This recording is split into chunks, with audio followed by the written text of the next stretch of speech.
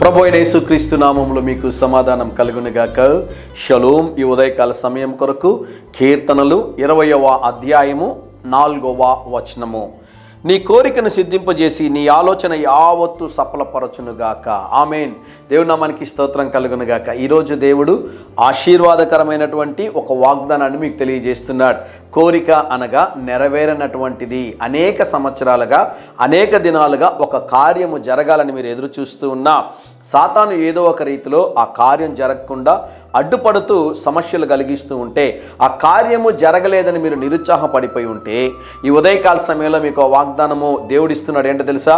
నీ కోరికను సిద్ధింపజేసి నీ ఆలోచన యావత్తును సఫలపరచదను అంటున్నాడు. ఈ సమయంలో మీరు చేయాల్సిన కార్యం ఏంటి అంటే ఏమీ లేదండి. ఒక చిన్న ఎగ్జాంపుల్ చెప్తాను, వినండి. ఇశ్రాయేలీలు ఐగుప్తు దేశంలో నుంచి వస్తున్నప్పుడు ఎర్ర సముద్రం వారికి అడ్డుగా వచ్చినప్పుడు మోషే ఒక మాట చెప్పాడు.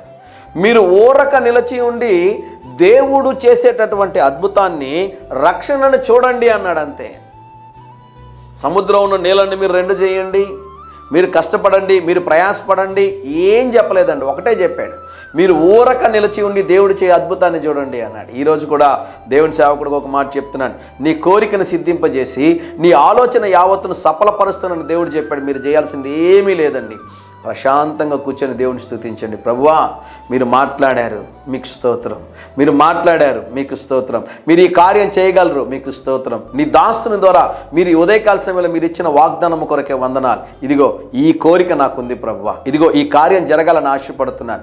మీరు చేయగలను ఒక్క మాట చెప్పి చూడండి. మరొకసారి చెప్తున్నాను, ఒక్క మాట చెప్పి చూడండి. ప్రభువా, నీవు చేయగలవు అని ఒక మాట చెప్పండి. పరిస్థితులన్నీ మారి అద్భుతాన్ని మీరు ఈరోజే చూడబోతున్నారు. ధైర్యంగా ఈ దినాన్ని ఎదుర్కోండి. దేవుని సన్నిధి మీకు తోడుగా వచ్చునుగాక. ప్రియ పరలోకపు తండ్రి, మా కోరికను సిద్ధింపజేసి మా ఆలోచన యావత్తు సఫలపరుస్తానన్నావు ప్రభువా. నీకు స్తోత్రం, స్తోత్రం, స్తోత్రం నాయన.